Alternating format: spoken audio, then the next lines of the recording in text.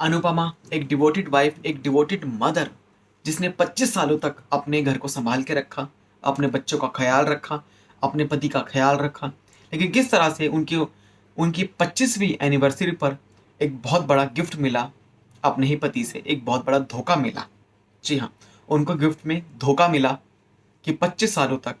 जिस पर वो यकीन करती रही, वही वनराज शाह, जो कि काव्या नाम की लड़की से अफेयर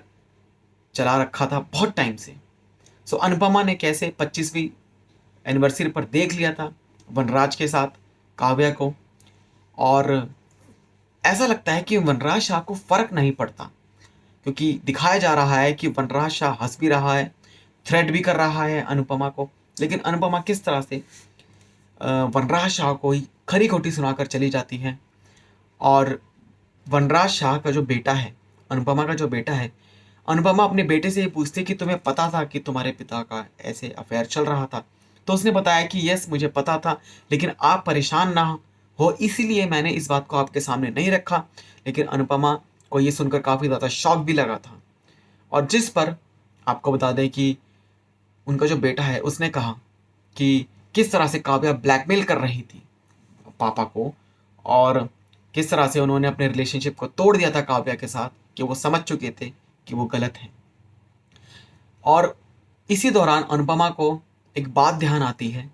कि उनके इस बेटे का जो फूफा है, उसने अनुपमा के सामने कई बार वनराज शाह की हकीकत को सामने लाने की कोशिश करी थी,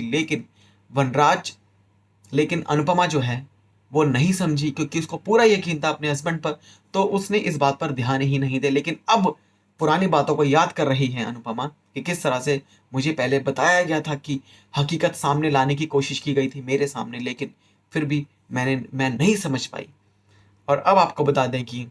आगे क्या होने वाला है। आगे जो दूसरा बेटा है वनराज का, जो कि अपने पिता से बगावत करके बैठ चुका है, अब वो बगावत करना भी सही है, और उसने बोल दिया है कि मैं आपके सारे एहसानों को उतार दूंगा, जो मेरी माँ के साथ किया है वो मैं तुम्हें उसका चुकानी पड़ेगी बहुत बड़ी कीमत, और तुम्हारे मैं सारे एहसान को